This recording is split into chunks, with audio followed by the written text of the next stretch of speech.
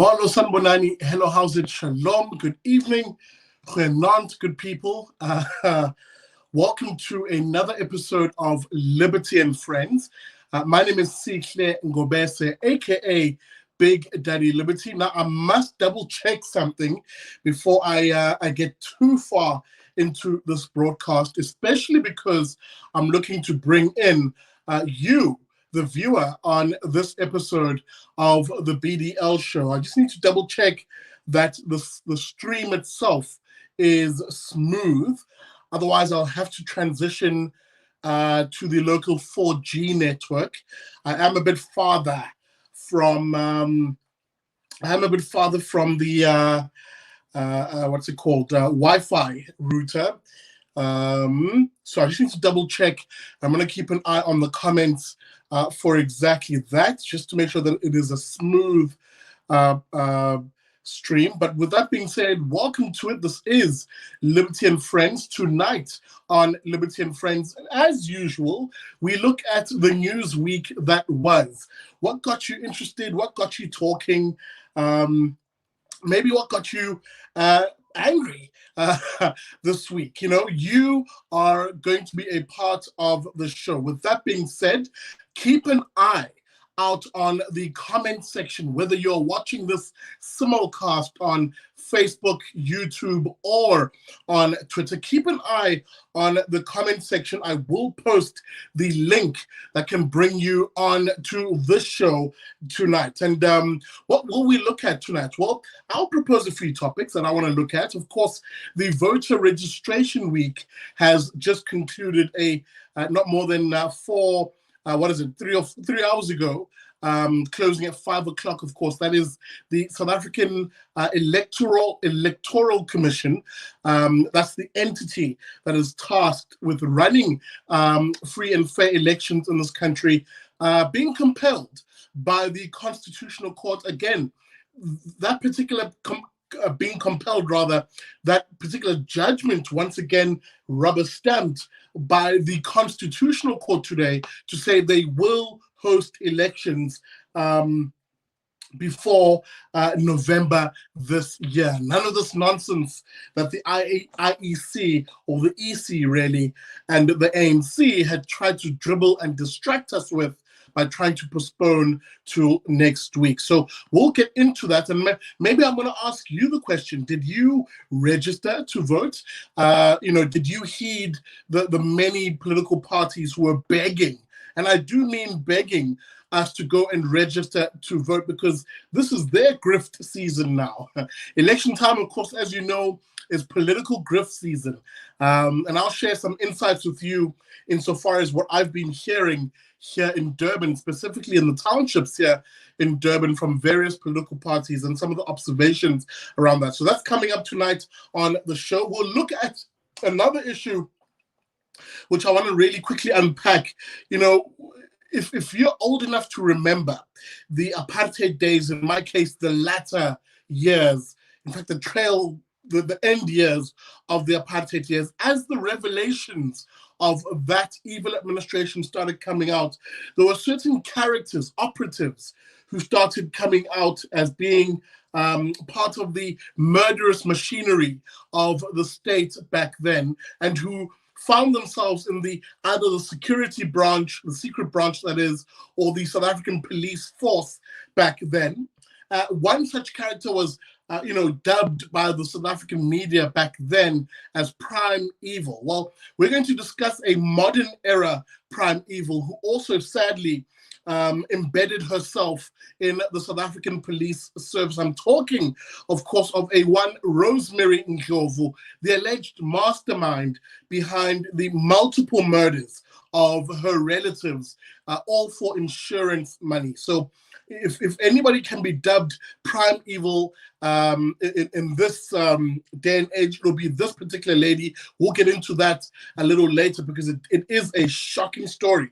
And one which literally speaks to someone who has a wanton disregard for human life. We'll get into that a little later. And the other issue I really want to keep an eye on, if I just open my notes here, is the various political parties, I suppose, and their campaigning over this period. What are some of the things you've observed, maybe in your area? I can tell you one thing I want to have a chat about in terms of even forecasting where we're going and what we're likely going to see in this upcoming election. Look out for the relationship between the EFF and the ANC. We already saw today very nasty scenes of a scuffle between these two parties out in Kwanyamazane, if I'm not mistaken. I stand to be corrected on that. I will go back to my notes. I want to chat about that. Also, people, are we seeing the beginning of an awakening in South Africa, a political awakening to broadly politicians are trash, as I always say, hashtag politicians are trash, but also specifically, a growing recognition by people that the ANC is absolute garbage. Look at how Cyril Ramaphosa was effectively booed out of parts of Soweto when he went on the campaign trail. So lots to chat about tonight. And of course, whatever you guys want to bring up. Speaking about you guys, let me put that link in the descriptor, let me put that link in the comment section. So whether you're watching on Facebook, YouTube, or on YouTube or Twitter, have a look at the comment section. I'm going to post that link, which of course can bring you on to the show. I'll be very interested in finding out from you guys. What did you find interesting this week? Something worth chatting about. Let me just quickly put that in the comment section. And as always, I'll get into just a couple of rules that I always have. If you're going to come onto the show, you've got to have 2 rules, people. Keep it classy, keep it neat, and get to the point. And of course, make sure that you're cammed up, that your face is clearly visible on camera, and that you have a light in front of you so we can actually see your face. So those are the only 2 rules. Only 2 rules, to joining the show. Let me see here.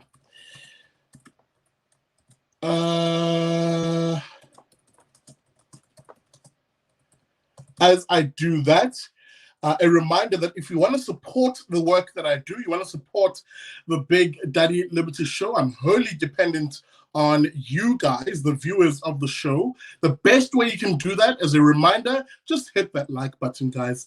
Hit that like button. Make sure our engagement is over 50%. I see collectively there's about 140 of us. It's ticking upwards. Please make sure you hit that like button, whether you're watching on Twitter, Facebook, or on YouTube. That is the only price of admission here on Liberty and Friends, and indeed any of my other shows. And of course, if you want to support the show itself, all of those details are in the descriptor. As little as 50 Rand a month, really $2 a month, is more than enough to ensure that we have diesel in the bucky in order to get around and to produce content. So there it is. I'm going to put that in the comment section, whether you're watching. Okay, there it is. Yeah, it's up. Whether you're watching on Facebook, YouTube, or on Twitter, the link is up there. Just check the live chat section at the moment. Remember, those 2 rules, guys. Simple 2 rules. Make sure, please, that you are on camera. We must see your face, and there should be a light in front of your face. And of course, keep the comments to the point, clear, concise, and classy, people. Let's try and avoid bad language, please. I fall foul of that. I fall foul of that rule myself sometimes, but let's try and keep the language PG-13. So welcome to it. This is Liberty and Friends. We've just hit that 12-minute mark on the show. This show includes you tonight. You are a part of the show. You will be the panel on tonight's show. Welcome to it. I'm looking forward to seeing who hops on. But maybe as we wait for guys to hop on, let's go to that first issue that I think dominated this weekend, if anything else. And it must be the voter registration drive by the Electoral Commission. We saw, of course, their various voting booths or polling stations pop up across the country. Political parties were inviting you to go and register to vote. The IEC itself made some efforts to advertise for people to come and register to vote. But I'd be interested to see the numbers that span out of this. Are South Africans coming out to vote, or is there, which is the sense I'm getting, a collective apathy perhaps that is beginning to take over South Africa's political environment or space? You know, people do so almost get the sense, or rather, I do get the sense that people are just looking at these elections and saying, man, what's the point? Is the sort of sense I'm getting from this. But maybe you have a different sense. Maybe things are lively in your part of the world. Let's see here. I've got some comments coming through. As always on the show, we are very interactive. I'll put those comments on screen. I do see the lobby is getting a bit populated. I see you, Alwyn. I'll come to you in a few moments. I just want to kick off that first topic, really, which is the voter registration weekend. It really was the issue that I think dominated this week. And let me just get some of those comments going, because I think Tigger KZN is actually making a point that I actually wanted to get to, which is, can you really complain then if you have this opportunity right now to register to vote? And we know, by the way, that there are more South Africans who are eligible to vote, but who do not vote, than there is the number of ANC voters in this country. The numbers are roughly 18 million to 11 million. That's 11 million ANC voters cumulatively in the last election. And we know there's 18 million or so South Africans who are eligible to vote, but do not vote. So this notion then that the ANC is a majority in this country, that is unassailable, that cannot be defeated, is simply not true. And if anything, smaller parties in this country are beginning to show us that there is room, scope for growth.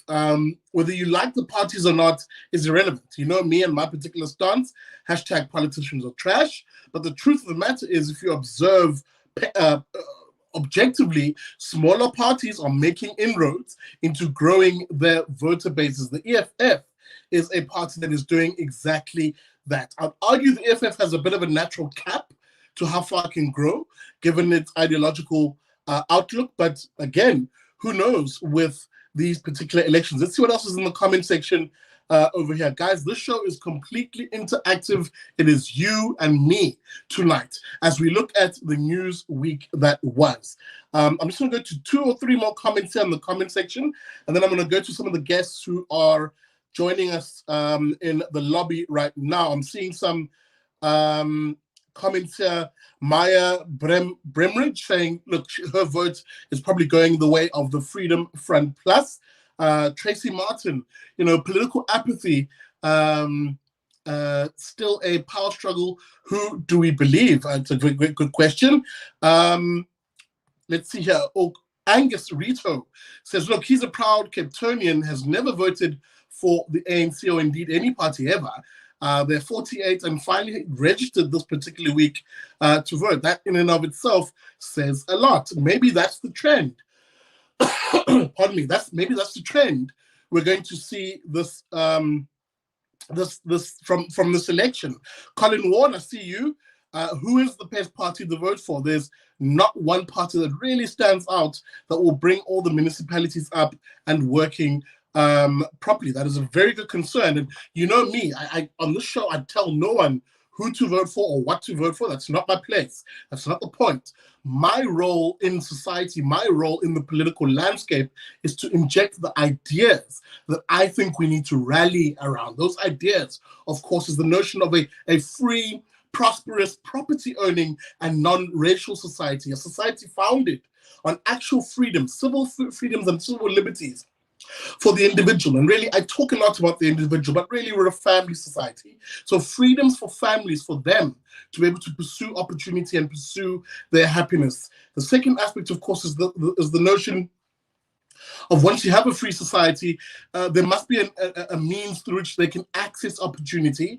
And the free market, the idea of a free and open market where people can compete, trade their skills, make income, from that income build savings, from those savings build wealth, is the best means, the only means really in human history that has demonstrated the ability to create, to lift people consistently out of poverty. That is the only way in which to do that. That is why you often see me clash against parties like the EFF and the ANC and other leftist formations which espouse a more socialist and communist rhetoric, which sees which seeks, pardon me, a society where politicians and the state are more important than the individual and family. So let me just throw that out there and go to one more comment, and then I'll come to Alwyn in the waiting in the lobby at the moment.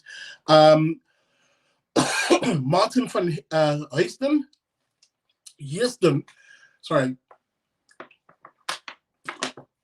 asking the question, do you think the ANC would actually relinquish power if they lost? I see them going down. I don't see them going down without an ugly fight. Well, if the last local government elections are anything to go by, where they lost a whole bunch of metros, and of course, if 2004 is anything to go by insofar as they lost a province, the Western Cape, to the DA, then we do know the ANC has a track record of accepting loss. That's not to say that they'll make things easy for the new administration, because the whole basis of how the ANC operates is that at face value, they're more than happy to lose an election, or they're more than okay, rather, to lose an election because they know their policy of cadre deployment, in other words, taking political operators and infusing them into the administrations of government, means that even if they lose power officially by the ballot, they are still in the levers of government. They're still in the levers of that particular administration. And then you find yourself in a situation where the new party that takes over, invariably it's been the DA in this case, struggles to deliver on anything in the first few years because it has to spend time getting rid of deployed cadres, people who are deeply incompetent and people who see themselves as having loyalty to the party and not to us as voters, and which is the problem I always argue generally with our political system in this country. Politicians are trash precisely because they see themselves as being more accountable to their parties than to us, the voters. That is why I don't pick and choose when I say politicians are trash. All of them are like this. They owe fealty to the party more than to us, the voters. But with that being said, hey, who knows? Maybe I'm wrong. I'm going to bring on Alvin the Brain, who I see is having a nice spliff there in the background. Shout out to you, Alvin. Let me bring him on. No, that's a cigarette. Sorry, man. Oh, there you go. I don't have worries of smoking a spliff, but this is a cigarette. Sorry, man. Can you hear me? I was about to say, yeah, I can, perfectly well. I was about to say, well, my show has become rather synonymous with being a free space. That's cool. For those who That's enjoy cool, a spliff. Shout out to you, Gabriel Krause, if you're watching. But Alvin, welcome to the show, man, and thank you so much for joining us. And tonight's show was always going to be completely interactive. You, the viewers, you, the guys who make the show what it is. I wanted to know what got you guys talking this week, Alvin. What's on your mind? Well, I think in terms of voter education, we do have a severe lack here. Very few South Africans understand how municipal elections affect the greater scope of political landscape. And although I do agree with you that, like, in terms of obviously, if you've got the overlapping legislation and all those powers, then you deprive a lot from the effectiveness and how long it takes for a party to be effective in our democratic system. But having said that, I think the difference is so vast, so clear, that if you even start at one point, you get one town that switches over into a different category where there's competition at the very least, then you start to see that effect have a knock-on effect in the greater scope of things as well. And we've seen this with how the DA won the Western Cape and how that influenced I almost want to say the quality of living changed between provinces due to that. And that's grassroots. So I think a lot of South Africans they're not that educated on the difference between the two. And although I'm not necessarily endorsing the DA all the way with everything, I know my vote is probably going to go in that direction. Simply, actually, now recently, you were asking what's been bothering me is much more not voter registration, but rather candidate registration, and some of the positions that the political parties have taken on this issue has really bothered me. I have to say, it feels like last turn around we had a failure in policy from one party, who's an opposition party, complete failure. Like, that's why they lost so many votes. It's awesome, 500,000 votes right there, gone. And now we're seeing how what we would see as other alternatives, those voters being betrayed again, simply by certain positions in terms of legislation, according to me. But to be fair, I've never been part of that camp. Like, I knew from way back when when a minister was appointed as Minister of Agriculture, I knew, like, okay, no, sorry, it's going to take a lot for you to win my vote back. But having said that, my bigger concern in terms of honestly, I enjoy your work a great deal. Thank you so much for it, I have to say. Thank you. But in terms of the right of the individual, I'm much more concerned about the fact that we have precedent that shows that, if a political party does not hand in their candidates in time, that party faces a penalty, and whether those votes go to the EFF or sorry, that's the one thing that makes me swear. So, no, not the one thing, but one of the things. But whether the votes goes to them or to whomever, if we want to say we are in a democratic country, then we have to start saying, well, rules for thee and not for me. That whole thing has to fly. There's a president. Political precedent, it's been created. You cannot get away from that. We've had municipal elections in my area where a party lost a seat because of this, and I know now we're talking seats, but that's the whole thing. Is these little, that's what the democracy is hopefully an expression of not just populist society, but at least a process that is partaken within, where people think. Let's unpack that particular point, because I think you raised an important one insofar as it's going to dominate the news week ahead.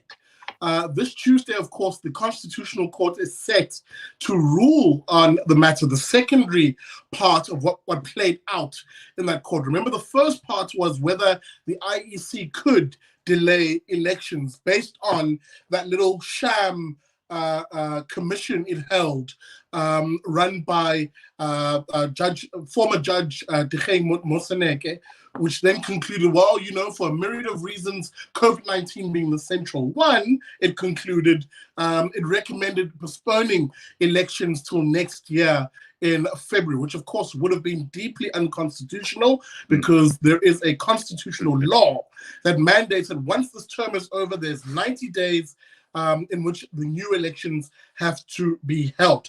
Of course, they lost that one in court, with the Constitutional Court just affirming that judgment today.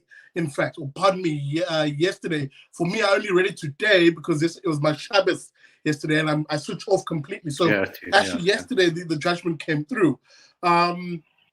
So Tuesday, we know that the second half, the meatier bits, we had the potatoes yesterday. The meat is going to be chewed on Tuesday, which then answers the question, as you rightly bring it up.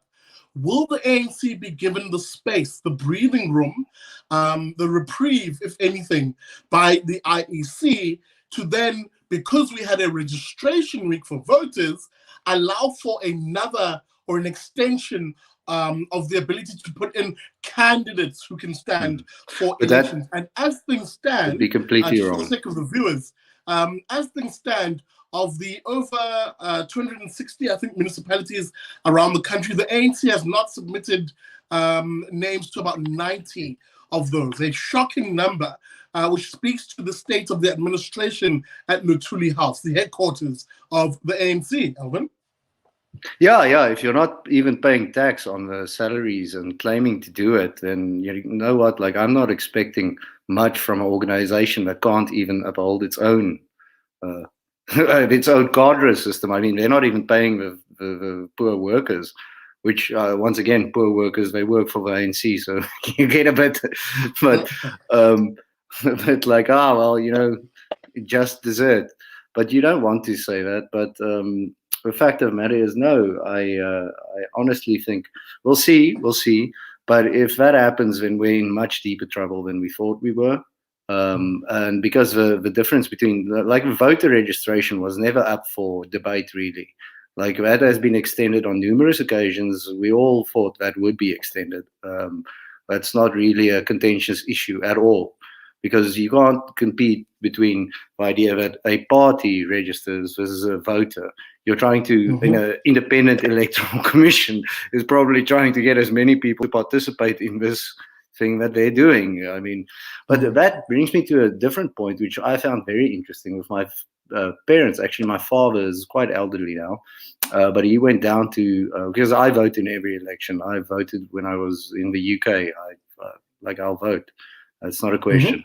But with the registration, and they've been living here for ages, he was told by the IEC official that he had to bring his ID back again, and this is very funny considering, like, if you know our history, you'd find it very humorous. And then I went online and I just checked like where I was registered in the area, and it matched. And like I don't for 1 second think he needed to actually bring his ID back again or any of it, but that was what was said. Because the voter roll, I mean, unless you're changing address, it's not gonna suddenly disappear. I've been voting this way since the dawn of our democracy. You register when you need to move, you re-register somewhere else. It moves over across to the voter roll. That's the only reason you do it. But yeah, so it's interesting. I'd like to see what it was. Just a weird, arbitrary like criticism, I might say. Absolutely. Alvin, thank you very much. I am going to let you go. Shout out to Alvin, of course. Alvin, where are you from? Cape Town, you said? I'm the Boerland. I'm in the Boerland. Okay, perfect. Well, there you go. That's Alvin, of course, from the Boerland part of the Western Cape. Shout out to him, man, and thank you very much for joining us on the show. Remember, tonight's show is about you, the viewer. There's no quote-unquote expert panel tonight. I'm having a chat with you, the people who make the show what it is. Speaking about making the show what it is, remember, your only price of admission here on Liberty and Friends is to hit that like button. Do it right now.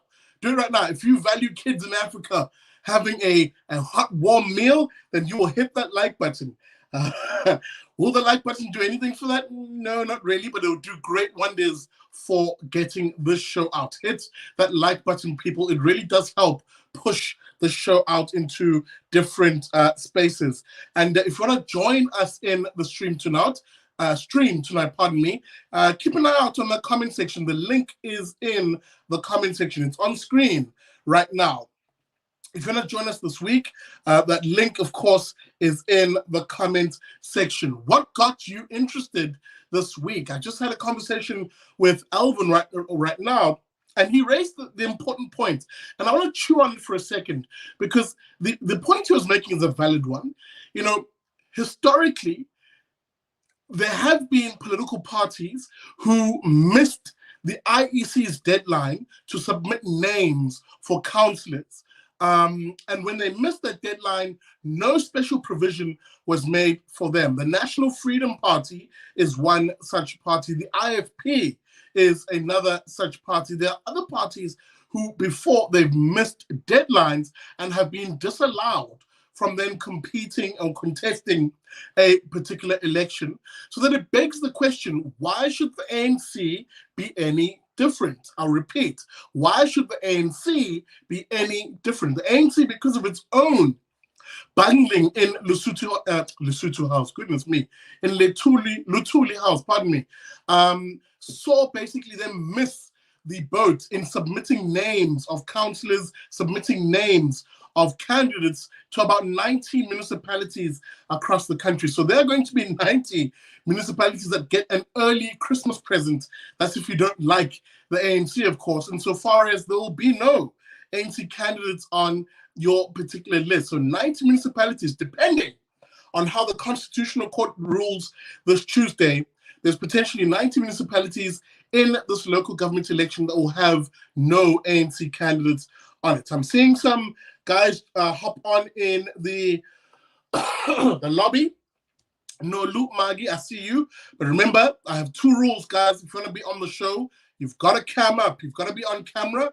And you've got to have a light in front of you. So I'm going to give my guests just a moment for them to get that right. And as I look at the comment section, let me see what's happening in the comment section over here. Gordon Dallas asking the question, will I be voting? To be honest, Gordon, I don't know. I really don't know, because how I would have wanted to vote is for a candidate, especially here in Mlazi, in the ward that I live in, is a candidate who isn't really affiliated with any of the party politics and is perhaps a public servant. You know, I've always been an advocate of voting in guys at a local government level who are the servants of a community, and we all know who those people are. You know, maybe it's like a guy who runs a soup kitchen in your area, or someone who is active in the church, is great with various projects, philanthropy in your community, guys who do cleanups, guys who actually do the work. Those are the sort of people who I would want to put an X by insofar as picking my ward councillor, someone who actually does the work. And I wouldn't want to base my vote on some sort of party allegiance, whatever it may be. Because again, as I've said, I'm not a fan of party politics. I come from a background of having worked in party politics. I know what I'm talking about when I say politicians are absolutely trash. That being said, please smash that like button. I see Nolu is on, maybe struggling a little bit with her connection, but there she is. Nolu is joining us. We're going to bring her on. I'll be very interested in finding out, Nolu, what's on your mind? What did you see this week in the headlines that just got you talking, got you interested? And welcome to Liberty and Friends. Hi, guys. Thank you so much for having me. Shout out with the great work, and it feels quite sad to have you in Durban and not in the Cape. Well, it's so sweet to have you here. Listen, it's a couple of things that have had me just really angry. One, of course, being the vaccine passport. And then 2, of course, the campaign, the EFF campaign, and using the influencers for people to rally people in.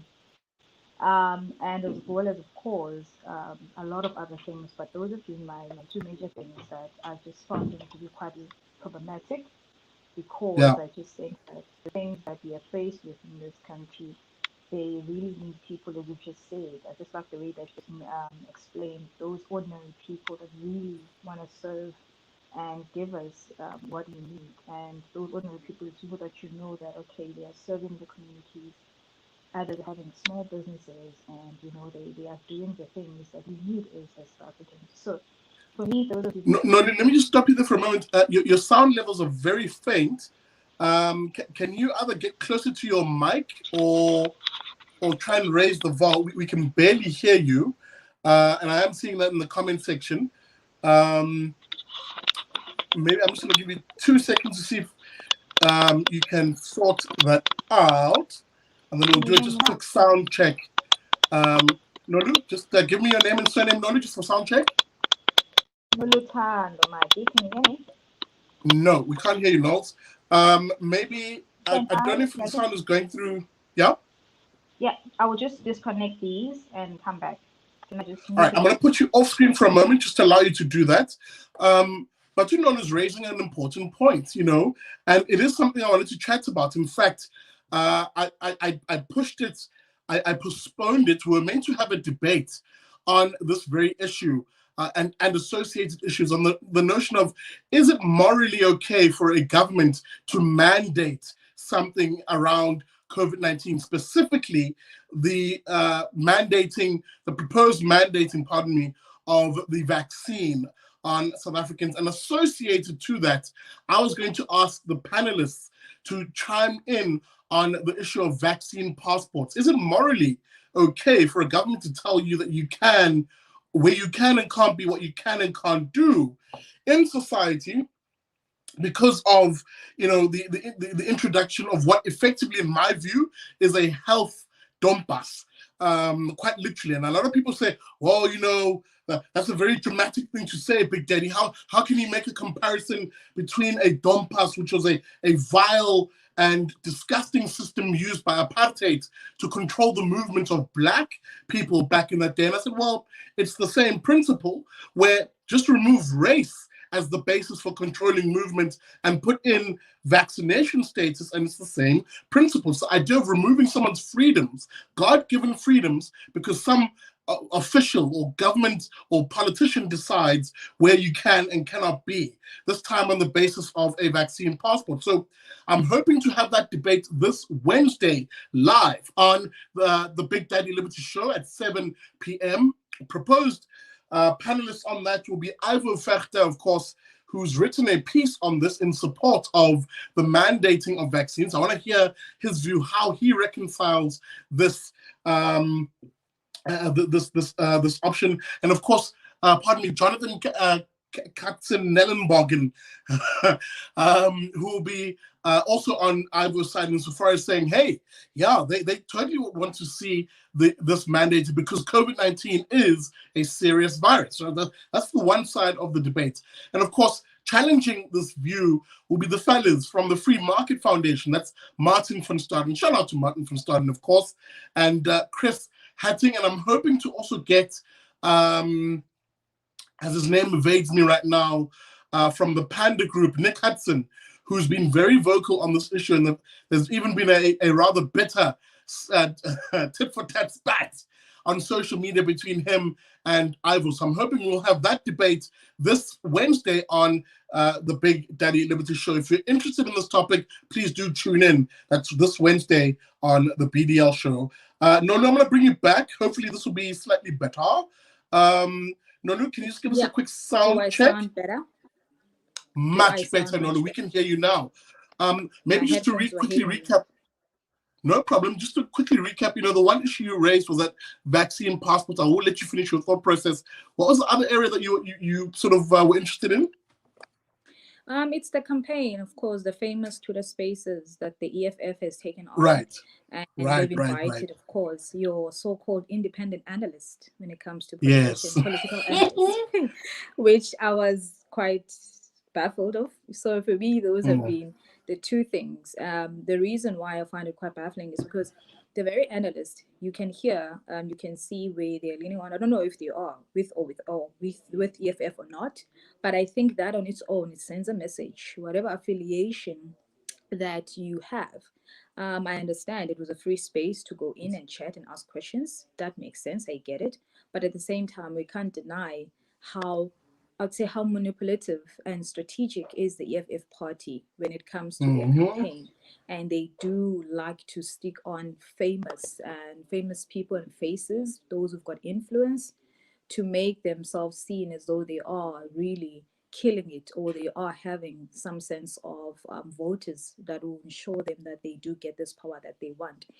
So it's that, but mostly what hit home, like I said, it was these vaccine passports. I found that to be absurd, simply because I do understand, I do know the vaccine, you do get it when you go to neighboring countries that have malaria and such. You do get it. Even as a baby, you get that one. But this one, it has not even a hidden agenda, a clear agenda, and that is to be controlled by the government, and the fact that you have to be forced to take the vaccine. And the last time I checked, no vaccine was ever forced. And when the president said, he kept saying, this is a free will. But now it's really becoming something. You see the people campaigning on Twitter, all the whoever, and that whole notion of, if you don't take it, then you put my life on risk. One, the vaccine's supposed to protect you, not me, So that on its own. And I was surprised to hear that the vaccine, it just stays in your body for 3 months. So that means you keep on taking, as we've seen in America, that they've got a booster shot now. So all of that, and the fact that they don't want to talk about the immune booster, that the natural immune boosting, and other supplements you can take into it. So for me, I think it's not something likely to be taken on. And the fact that all of that, it's oppressing people from really thinking and reasoning. If you can't reason and say, no, me and my family, we're not doing that. And that's just it, But we're living in a time where the mob mentality, it will just squash you so much that you'll be thinking, maybe there's something wrong that I'm doing. just recently I was in class and I have a different view on a particular subject and I was cancelled, you know. So for me, I think it's really becoming crazy, the times we're living in. And I think to some degree we do take them lightly, Mm. but there's a serious agenda and it is Mm. about to blow up. Big Absolutely. time. Absolutely. I mean, let's unpack some of these because, you know, I was just scrolling on the EFF's page on Twitter just to remind myself of some of these influences. And you're absolutely spot on insofar as calling them out on whether they really are independent or, you know, objective insofar as when they then join these spaces. I think there's the illusion of them being independent analysts. But really, if you listen to them and you listen to the ordinary rhetoric, some of them are in lockstep ideologically with the EFF. Now, I won't accuse, or I shouldn't say accuse, but I won't suggest that I know whether they are voters of the EFF or not. That I don't know, right? And even if they were, it's neither here nor there insofar as, you know, surely some of them might actually vote EFF or whatever the case may be. That's not the issue for me. I think the issue, as you raised it rightly, is the illusion that was then cast as if, well, you know, these are independent people and they're objectively weighing the EFF's ideas, and the EFF's ideas, according to them, are absolutely brilliant, saith I, the objective analyst on this issue. And we know it's bullcrap. Absolute nonsense insofar as, you know, one of the guys who is on the spaces, he was in conversation with an EFF MP, Naledi Chirwa. One of them is Mighty Jamie Mighty. Yes. I know for That's a fact. the one who raised my eyebrows. Exactly. Because I I was know like, for it a can't be fact that you. Jamie Mighty is a self-avowed black. Watch me forget now. Independent. No. Sorry, I'll remember what I'm trying to get at insofar as his particular ideological outlook. And how that same ideological he's a Pan-Africanist, a self-avowed Pan-Africanist. And he himself has said on many occasions, insofar as his ideological outlook, he's in lockstep with a lot of what the EFF talks about. So for him to then suddenly position himself as somehow being objective, and, you know, his inclusion on this panel is merely a function of his ability to analyze these issues from an objective position, is absolutely nonsense. I know for a fact, for example, that historically Amanda Black, the songwriter and quote activist now, she self-brands, is an EFF supporter. She's said as much in the past. The other girl I don't know, Funzani Mtembu. But again, it's the illusion. It's the illusion. And I always say this. That one has to be very careful when it comes to the political silly season, as I like to call it, grifting season for politicians. You know, you're going to be dribbled and distracted by the mainstream media who parades these individuals on an ordinary basis being independent analysts when a lot of them actually aren't. And at the least level, they share an ideological outlook with parties like the EFF and the ANC, which is leftist primarily and Pan-Africanist specifically. And, you know, at its worst level, they're actual plants. They're operatives for these political parties who operate outside of the party politics. Now, I often talk a lot, Nola, about this notion of the political elites. And who I'm actually referring to when I mention the political elites are people like this, who themselves, they might not be politicians, but they definitely form an elite in this country, whether it's an intellectual elite, academic elite, a social elite, or an entertainment elite, who are very much in lockstep with the politicians. And it's these individuals that we need to be incredibly careful of, because they don't actually state openly in most cases where they stand ideologically for us to then evaluate that and take their advice or their analysis with a pinch of salt. As I do, for example, on this show, I tell you from the jump, this guy is a classical liberal, a libertarian. You're going to get things from a center-right perspective, the very perspective that you often don't get on the mainstream media. So your observation is spot on. And I did actually pay attention to this weekend. I was like, wow, this is an absolute grift politically. And the thing, and just to add as well there, you know, it took me some time. You know, others, you would like them because, for instance, personally, you grew up with them and you know them and you understand their viewpoint. It took me some time for me to be able to discern, even when they speak, where they're coming from in terms of their party affiliation. And until I had to open up my eyes to understand that it's important to also know the I would say the policies that are driven by these parties, that some of the analysts, they actually do tell you when they speak. You know what I mean? And and that's where I think, I just hope and pray that our people in South Africa will start looking at politicians in terms of their policies, because it's the very same policies that hold us bound into ideologies and systems that are not taking us anywhere. We need to be able really just to read through it and understand that if I'm saying I'm going to vote for DA or EFF or even the Action SA, what are they standing for? Are they really saying for my freedom? All the things that you're talking about, even in your personal perspective, what do you want? What do you want to see in your community? If it's important to me that when I walk around in my community here in Paarl, I want to see, for instance, dead bins around so that I can put the dirt in there, so that there can be order and cleanliness in my community. We take those things lightly. But then when I go to Mbegwene down there and I see that this thing, it doesn't matter to them, surely those people, as you know, Big Daddy, they will take certain things to them won't really be valuable, and that's where the politicians, they pounce at. So for me, I just think that we need to, those of us who do read, those of us who do understand policies, that they matter. You've seen that in US. It's high time also as South African, we really go with policies more than famous or even popularities or the words that these guys say, lest we find Absolutely. ourselves being governed by people who are communist or socialist, and they just go in between, and you can't see them. But those of us who can hear, you can tell that this is what you are. This is where you want us to go. You want to divide. You want to see us poor. You want to see us dependent on the government, and you don't want us to start businesses and be free. You want me to choose where to take my kids to school if I do have kids. You know what I mean? All of those things that build us as people, especially as the next generation, they just take that all apart, because if you don't see it, because we love to be individuals in this society, in this generation, that's where they pounce at. We don't really want to steer that family mindset, that next generation mindset, but we think for us and for now. That's where these politicians catch us. So I'm saying, just lastly, we need to understand their policies so that we know when we vote for them if they do really match with what we want for my own community more than anything else. Absolutely. And again, spot on observations. That's, of course, Ndlovu Maki, who, by the sounds of it, is from Dipero out in the Western Cape. Did I get that right? There you go. Ndlovu, thank you so much for joining us on the show. Thanks for having me, man. Awesome stuff. Oh, sorry, I kind of short there, but that's Ndlovu Maki, of course, out in Paarl. Shout out to her, of course, for watching the show. And the point she's raising are absolutely spot on, is that be very careful also as the political season, the political grift season takes off.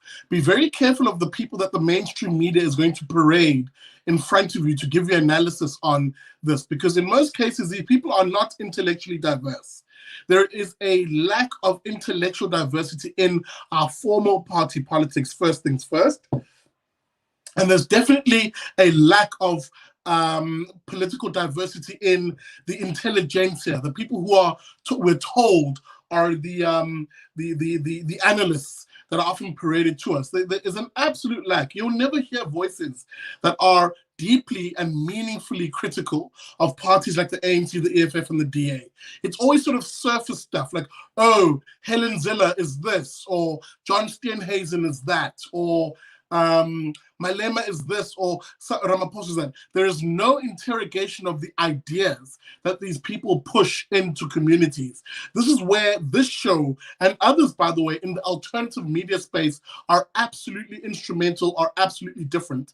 On here, you will hear me criticize the leftist ideologies that these parties are pushing. You will hear me criticize, the almost authoritarian mean streak of the DA, for example, where because it actually is able to govern, it is able to institute a lot of these repressive lockdown type measures, and they actually hurt the ordinary man. On this show, we go into those sort of details as we argue that ideas matter. Ideas matter. When I talk to you about, firstly, who we are as South Africans, the faith, flag, family, and freedom type South African, and how those South Africans should live in a free, prosperous, property owning, and non-racial South Africa, the ideas that I often talk about in that sense is what I would argue people need to look out for as they decide who to place their X nearby. With that being said, it's a few minutes before 9 o'clock. We're going to enter the last 30 minutes of Liberty and Friends. Remember, this is always just a 90-minute show. You guys have requested the show to be a much longer format show. We'll do that in future, especially when we have the whole panel with us. Tonight we'll keep it to 90 minutes. I'm going to keep your comments rolling on screen. And a reminder, please, just keep an eye on the comment section. If you want to join in the show tonight, keep an eye on that comment section. The link that'll bring you on studio is up in the comment section. If you want to join us tonight, please do. Remember, only 2 rules. Keep it classy, keep it clean in terms of your language. I don't mind if you disagree with me. You're welcome. Disagreement is always welcome on the show. This is not a yes man show. Disagreement is very welcome. Just keep it classy, keep it clean, please, in terms of language. And of course, you've got to be on camera and you've got to have a light in front of you. Only those 2 simple rules. Tracy Martin making an observation that I've also seen too. You know, if there's one thing the EFF does really well, and you know, we've got to give credit to where credit is due, the EFF knows it's selling trash ideas. The EFF knows deep down in the hearts of these commies, they know they're selling trash ideas, pie in the sky stuff. But the one thing the EFF does really, really well is to dribble and distract its base with short one-liners, which can mean anything to everybody, or like land for all, for example. But if you interrogate the actual ideas, they're trash.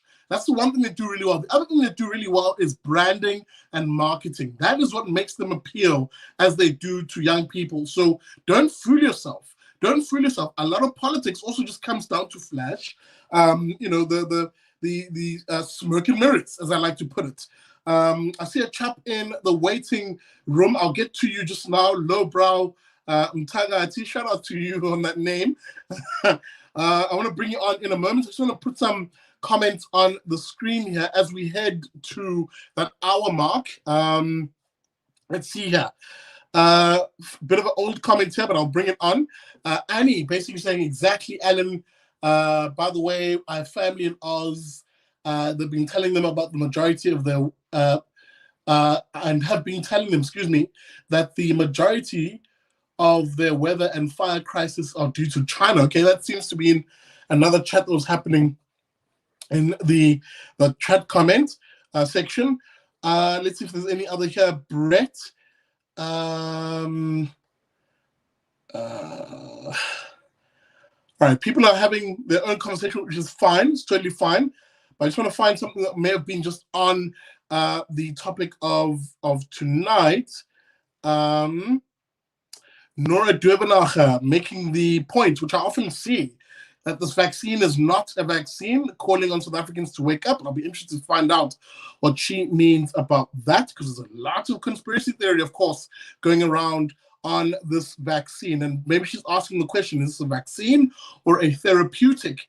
Which is a point which you know, even Nolu was alluding to earlier on, you know, that the idea that this vaccine requires people now to take multiple booster shots.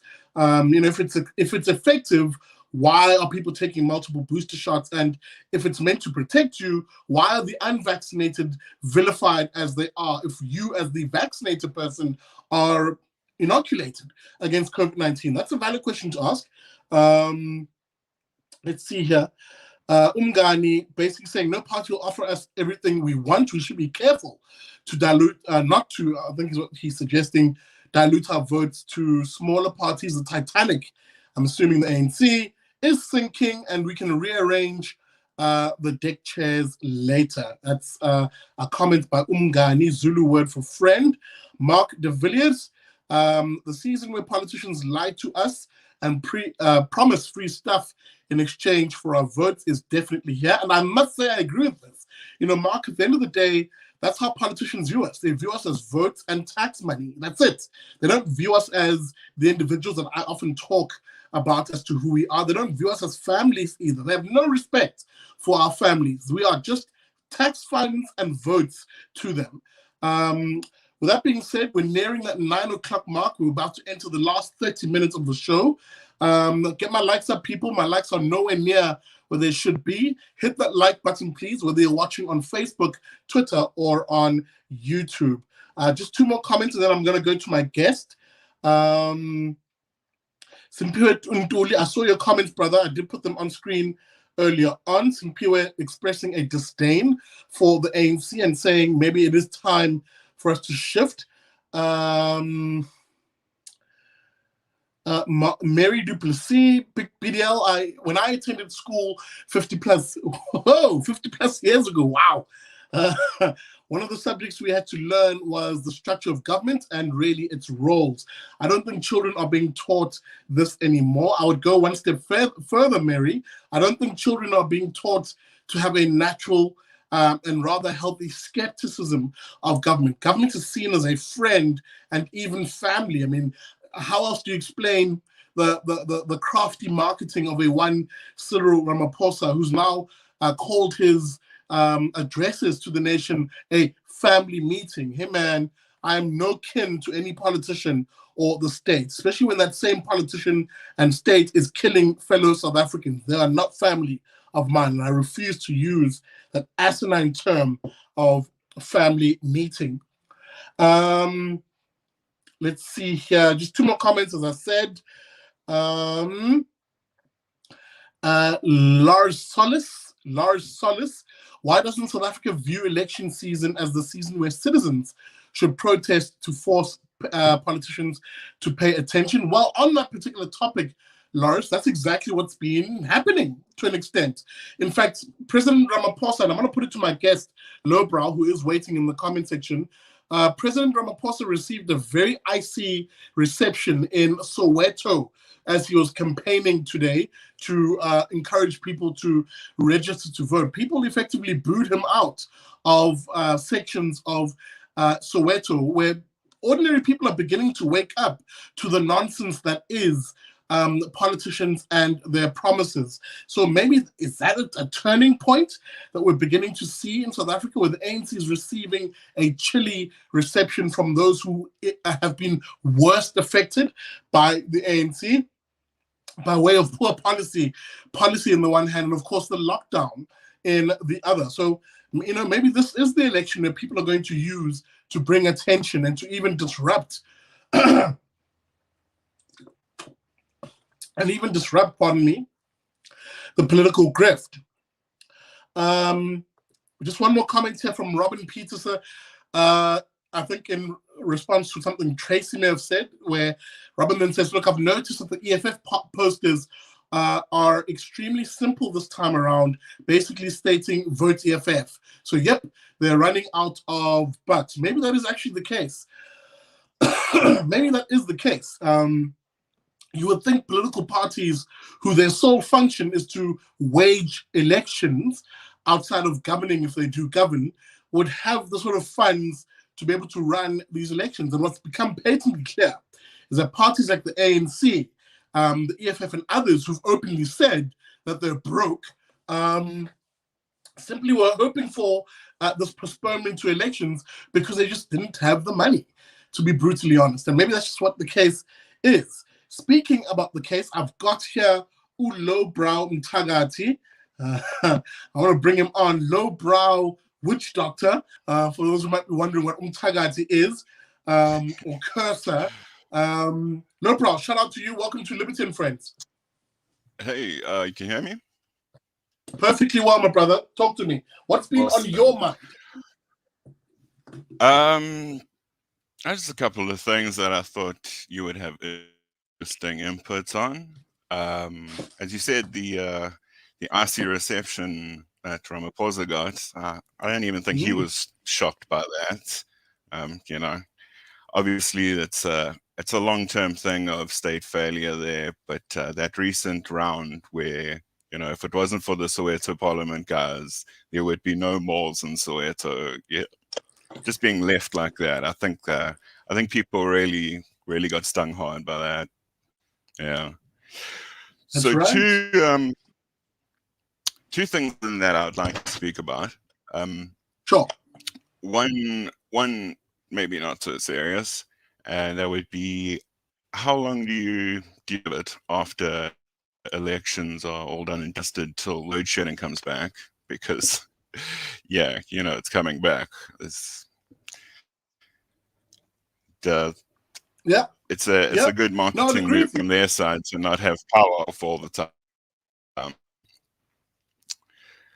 I agree with you. Just Then a quick if you note. would, Sorry, Lebron, just a quick note. Your line is a bit jumpy and there is a bit of a delay. So maybe at the end of each sentence, just give it a moment, just to allow it to catch up with you. It is a little jumpy at the moment. I don't know if it's on my side or yours. But to your first point, I think it's your intuition and your hunch is absolutely spot on. There's obviously a lot you can imagine right now. There is a lot of political pressure that the ANC politicians are exerting on the heads of various state-run enterprises to say, we do not want any F-ups at the moment as we are campaigning and begging for a new mandate in government. For instance, here in Durban, I've seen a relative uptick, marginal but noticeable, of, for instance, the picking up of trash, which in my home township, since I've been back, has just been, mounds on the side of the road. Suddenly, it's being picked up and almost judiciously. And just very quickly, another issue which I'm going to cover on the show is my suspicion that Durban is engaging in a policy unspoken of water shedding that is literally like load shedding, switching off water provision in certain communities for a prescribed period of time. Here in my area of Mlazi, every evening at 7 p.m. the water goes out and only comes back at around 4 a.m. in the morning. And I've been speaking to other Durbanites, especially those in township areas, who've expressed a similar behavior, and there's been no explanation as to why this happens. But suddenly, on this voter registration weekend, the tap right now, as I checked before I went online, is still running. So they're not switching off the water as they've been begging people to come vote, or pardon me, to register for elections. Lebron? completely unsurprising. I would call it a failed state as often as possible, even though it's still failing. But they can't have us, full of service delivery protests while they're on the campaign trail. That would get in the way of their Audis and KFC and T-shirt. It's a legit thing, really, in the end. Dude, a quick anecdote on that particular issue. The town of Grahamstown, Makanda, just to let you know how deranged and how self-aware when it comes to what they want politicians are. Remember, they're always self-aware when it comes to what they want and not what the public wants. A chap I spoke to in that part of the world said, he actually saw, as the roads deteriorated in Makanda, the politicians switched from luxury sedans to luxury SUVs to basically 4x4 their way through the deteriorating roads. That's how cynical it can actually get. And as I was driving from Cape Town up to Durban a couple of weeks ago, testament to what you were saying, there were roads were being fixed. And why? Because they knew they're heading towards a local government election. Where they got the money to do that, Hashem only knows. That is, yeah, I'm trying not to laugh too hard at that, because I've heard the exact same story out of Newcastle, Dundee, and Ladysmith. The guys, they all went from their big four-wheel, sedan Mercedes, and they all decided to get Buckies or, fancy SUVs. If we could move on to the second thing I wanted to talk about. Yeah, I was about to say, what's that second thing you have your eye on? To get a bit more meta and less urgent than than the current, LG elections. So the way I like to view the downturn in potential voter numbers, I sort of think it's a good thing. And if you don't look silver line, I'm not going to hold your sanity in South Africa very long. So very much so. But I break down a problem with electoral politics in South Africa. A lot of it seems to weigh on the closed list party system. Yeah. It's, as you were speaking earlier, there's much more accountability that is placed towards the party and staying in line with the party than with your constituents. Any ideas on how we would move past that? Obviously, it's much more of a national government sort of issue when people are being represented very far away. Then something I just wanted to add, you were talking about to mandate, and I think that's a very important thing that people forget in election politics. If there is such apathy towards the electoral process, and you see now across the board so many different efforts to work around the official party politics governance way, it has to affect that mandate at some stage. And the higher that voter apathy goes, I believe there is a silver lining there for people that want to work outside of the system. No, absolutely. And I think your hunch feeling, especially in the latter comment, is absolutely spot on. And it speaks to perhaps answering the first question. And I even saw someone sort of, as you're asking the question, let me just see who it was. I'll put their comment on the screen. Alwyn actually was saying decentralization, and he's absolutely spot on. Let me add to that.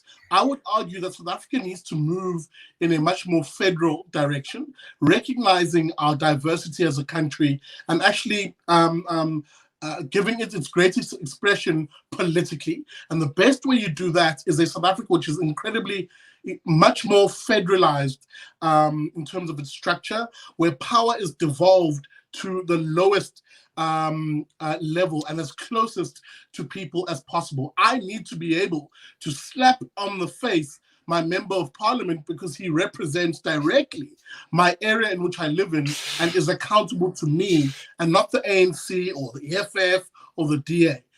Only then will that member of parliament actually go into parliament and do what is required and necessary in order to represent our needs as a given area. That is the beauty of a federal system, one which speaks to, as often people here say, direct elections, right? The notion that you directly elect your representative as opposed to electing a party, which then decides who amongst their chommies and buddies gets into the echelons of power. That'll be the first thing that I offer as a solution, a fundamental reform of how we conduct politics and governance in the country to recognize a mixed system, basically, where a constituency-based system, or it's weighted, more heavily towards a constituency-based system where politicians are accountable to us as voters. That would be the first port of call. Then the second port of call is more of a philosophical one I often talk about on the show, which is actually you've got to neuter the power of the state and transfer that power into the hands of citizens as best as possible. And the best way to do that, for example, is at a financial level. Number one, tax citizens less. So that more citizens have more money in their pocket for them to decide how to dispense of their income, whether they save it and those savings contribute towards investment in the country, or they spend it and that spending equally contributes to the economic machinery of the country insofar as where there is spending on domestic priorities, there's often job creation that comes with that. So that's a double-edged sword which is in favor of us. So once you've limited the size of the state, there's another benefit to that, which of course I said in the first instance is seeing at a financial level, people, those of us who are taxpayers, having more money in our pockets. But for those who are poor, transferring the funds of the state directly to poor people by way of grants or vouchers. So instead of, for example, the Department of Education spending its budget, which is the highest of any other department outside of the military, instead of them spending it via government officials and politicians and state institutions, that budget, that same budget, can be broken up into vouchers and given to parents, especially poor parents, for them to have, by way of a voucher, of course. It's not cash. They can't go to the local shebeen and drink it away, you know. So it's a voucher. But suddenly you would empower poor parents and poor people with various vouchers from the Department of Health, Education, Safety and Security, or Police now, for them to dispense on the services in an economy that they need of that particular type. So for education, for example, you could give a parent, and I've seen some rough numbers here, depending on how you weight it. In other words, if you say only poor parents of a certain level, in other words, certain income level, you can give that parent as much as 25,000 Rand per child for them to decide on where they shop around to get a school for their child. But if you say all parents, for example, it's about 16,000, which is the sort of estimate I saw, for that parent to decide on where they dispense that education. That, of course, addresses the demand side, right? In other words, a parent who demands the service called education, and where there is demand, especially if that demand is robust, we know what the market does. It incentivizes producers of that service to sprout and have competition in order to meet that demand. So now where you have Curo, PAL, or Curo, Century City, I know that one actually exists. You'll now have a situation where there's a Curo Kailicha or a Curo Umlazi. And why? Because the business, the private entity called Curo, would know that there is actual demand and the parents can pay for their service. Suddenly you'd have private schools springing up in townships across the country that will then provide that higher quality private education to poor parents. And all you've done is just rearrange in order to achieve this, all you've done is rearrange where the resources lie, away from politicians, away from government officials, and into the hands of those people who actually need them. You could do the same thing on healthcare, for example, where instead of the state spending directly on its crappy, inefficient, bulky, and poor outcomes public hospitals and clinics, that same government could say, you know what, we'd rather break down the health budget, give it to poor people for them to be able to purchase medical insurance or medical aid,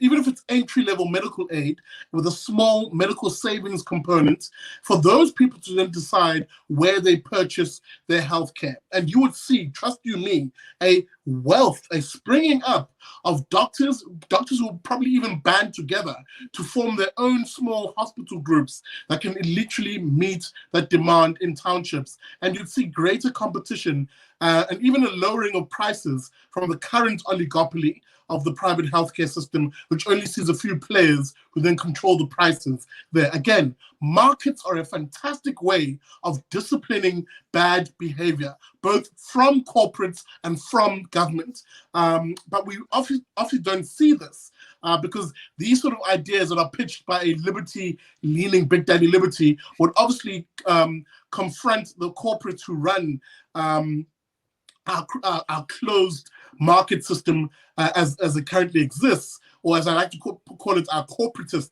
system, because it favors corporates, and those very corporates who are in bed, by the way, with the politicians. This is why often when people say, oh, Big Daddy, you just love business, that you're a capitalist, and I'm like, actually no, I'm a market guy. I'm a free market guy. And being free markets isn't being big business. I'm pro-markets, not pro-business. And there is a distinction there. But the point I'm driving to is to answer your broader question, which is how do you facilitate that change, right? At a political governance level, federalism is the first thing, which basically sees the devolution of power away from a centralized authority into the hands, or rather closer, to the hands of people at a local level.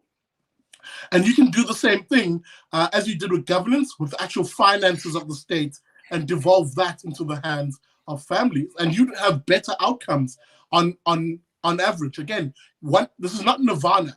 Nirvana is not for this world. What I'm describing is not a perfect system. And if you want to see nirvana, then, well, you need to do what is needed to be done in order to see it on the other side. A lot of us don't want to do that. But the point being, nirvana is not for this world. And so insofar as these sort of issues, you've got to have a sense of proportion.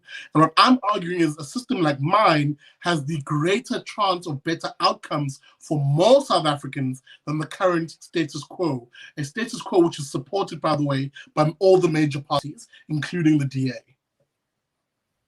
Oh, yeah. To speak to a little bit what you were saying on federalism there, I'm very happy that you added localism in. That is key points. I haven't burrowed down into their policy very heavily. I know that the DA is pushing for federalism a lot harder. They are. Well, yeah. You look at the National Council of Provinces, and that was meant to ensure at least a modicum of federalism and some at least provincial accountability to the mix. I don't know the last time they did anything useful. I mean, as far as that is concerned, I mean, I'm sure that they provided plenty of great lunch tenders and that kind of thing to people, and I'm sure that was very useful to a lot of people. It's also voucher programs. I have to agree 100%. Fantastic work is being done, especially in the US. I like healthcare and education. Security, maybe I don't quite see it there as much.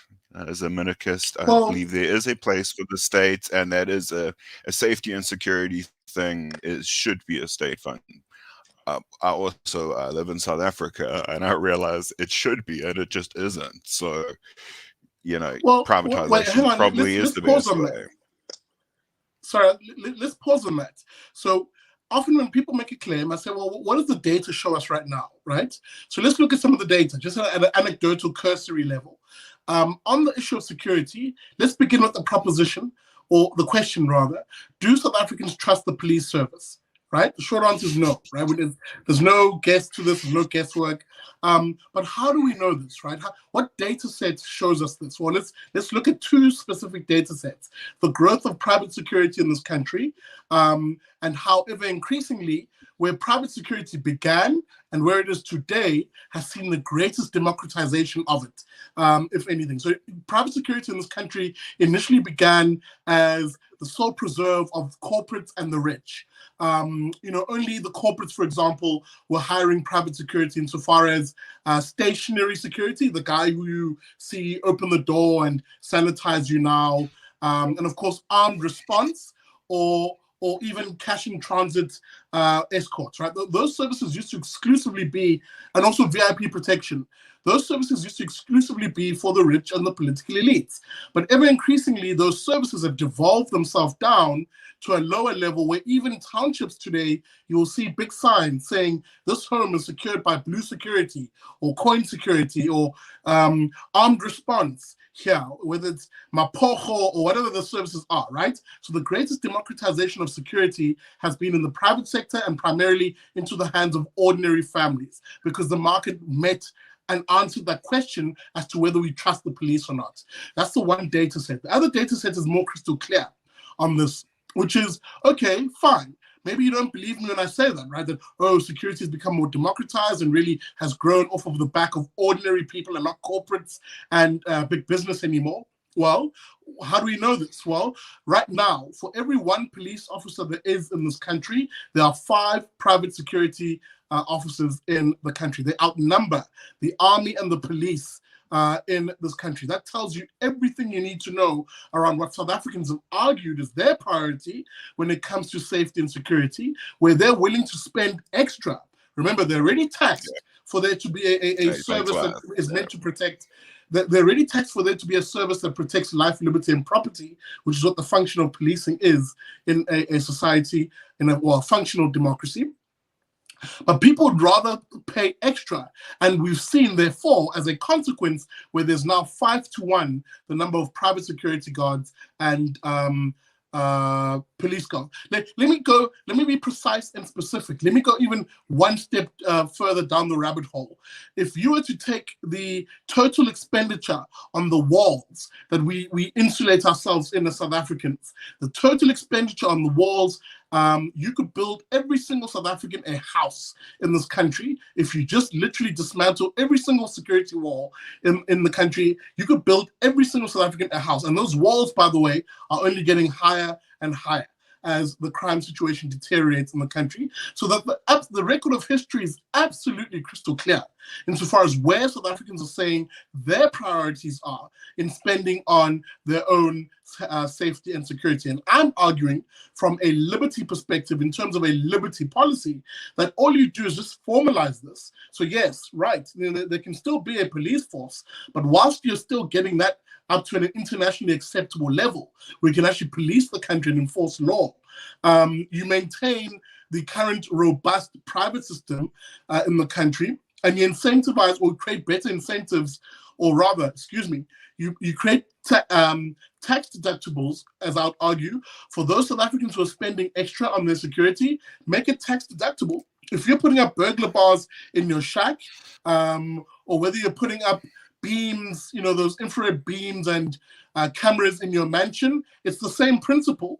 Make it tax deductible for that individual who's having to spend on security because the state has failed at that function. These are the sort of liberty ideas that I often talk about. And what they do at their most basic level is leverage on the market, a free market, which already is showing heads and shoulders as being better than the state. And of course,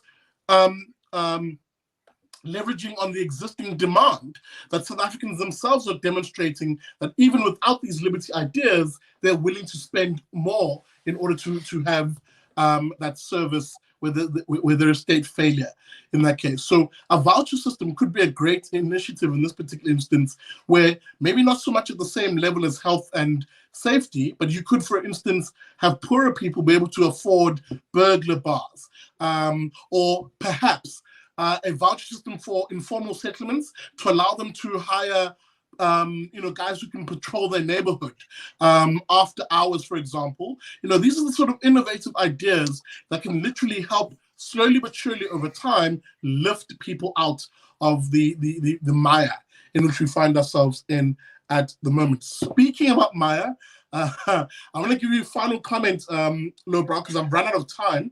Final comment. I was just saying, there's obviously a difference between sort of proactive policing, going out and patrolling and that kind of thing, which can be taken over and be done much better by private security, as is the case, is what's being shown here. But there will always be the sort of reactive and the prosecutorial side of things that I think it's much better to have a neutral arbiter. I don't want Mtagati's security to rock up, and now Big Daddy's security is rocked up and said, no, this is my client. You can't take him away for shooting your client, and we will protect each other. And then it gets into sort of gang war territory. But yes, all burglar bars, all the prison situation that we build ourselves in South Africa to just keep safe. Yeah, I think a lot of that, the proactive stuff is obviously, it's private hands. Markets do things much better. Yeah. Absolutely. Thank you very much for having me. Thank you, man. Thank you for joining us on the show. That's, of course, Ulo from Tagati. Where are you calling from? Are you in Joburg? No, I'm in Cape Town. Another Cape Townian, another Western Cape resident. Or shout out to you, Lo. Thank you so much. Take it easy. We'll catch you later. Awesome. Thanks, man. That's all Lowbrow Mtagati. Shout out to him on the name, man. Lowbrow Witch Doctor. I see you, homie. I see you. And thank you perhaps for watching. This has been another episode of Liberty and Friends. I really do enjoy, trust you me people, I really do enjoy chatting to you guys. You are exactly who makes and what makes the show exactly what it is. So super appreciate that. Thank you so much to the 3 guests who hopped on. Catch me on Wednesday for the Big Daddy Liberty Show, 7 p.m. as I said, for that explosive debate on whether vaccine passports and mandates are they a feature? Should they be a feature in a free society? We're going to have that debate with Ivo Vechter, Jonathan Katzenellenbogen, or Boggin, Chris Hatting, Martin from Staden, and hopefully Nick Hudson from Panda. Explosive debate. You do not want to miss it, especially if you want to catch up on all these issues. Yes. I'm seeing it in the comments now. Daniel van der Westhuizen. There is a chap on Twitter who did send me a link about the Mugabe bribes. Look, we've run out of time this evening, but perhaps I'm going to dig into that issue and I'll do a vlog tomorrow on it once I've seen exactly what it's on. But it's very interesting. It's very interesting, this sort of thing, how big business can at times cozy up with these despots and dictators. But anyway, let me park that for now. And once again, thank you for watching. Remember, on your way out, please just hit that like button, guys. I really, really will appreciate it. And with that being said, a reminder about the Wednesday show. I did remind you about that, and various vlogs in the week. With that being said, thank you so much for watching this episode of Liberty and Friends. If you want to support the show, please, guys, as little as $50 a month, $2 a month is more than enough to keep the show going. With that being said, all the way from here, Mlazi, outside of Durban, that's been the Liberty and Friends show. I'll see you this week for the Big Daddy Liberty Show. And as always, a reminder, never trust a commie.